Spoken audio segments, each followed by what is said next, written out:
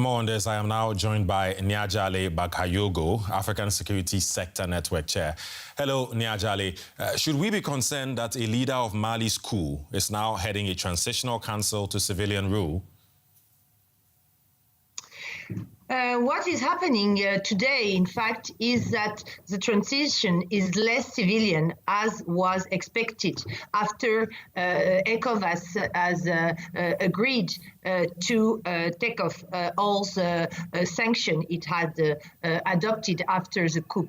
In August. So now the new legislative body, the so-called CNT, Conseil National de Transition, is now headed by the number 2 of the junta, the CNSP, which has not been dissolved. Whilst it was one of the conditions which had been put forward by ECOWAS.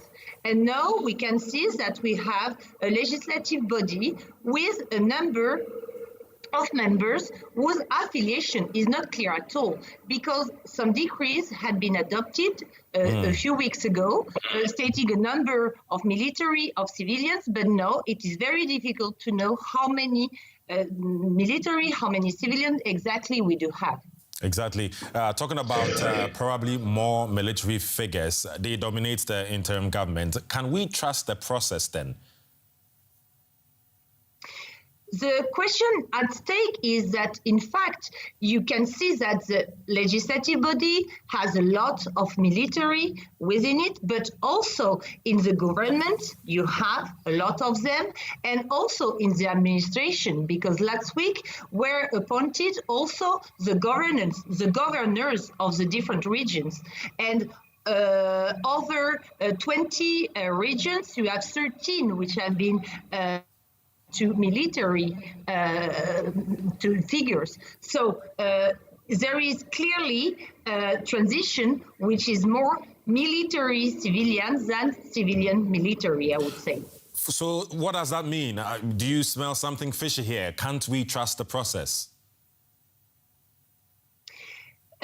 I don't think we only have to look at what is happening in terms of nomination. Of course, it is a matter of concerns to have much more military than civilians leading the country. But it is also important to look at what kind of decisions are taken.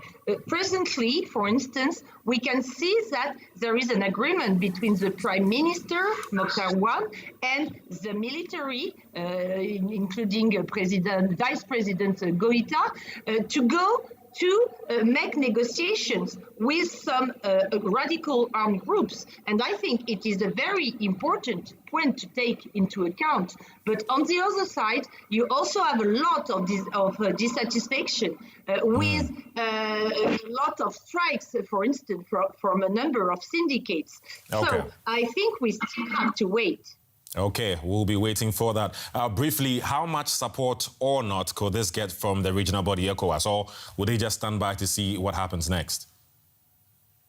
I think that ECOWAS will definitely have to take some position about the fact that the junta is still in place, it's not has been dissolved, and also about the fact that there is a lot of military which are presently appointed in the regions as well as in the legislative body, and also the condition which deputies have been appointed is also a matter of concern for ECOWAS, I think.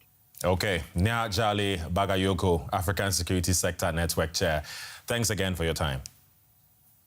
Thanks.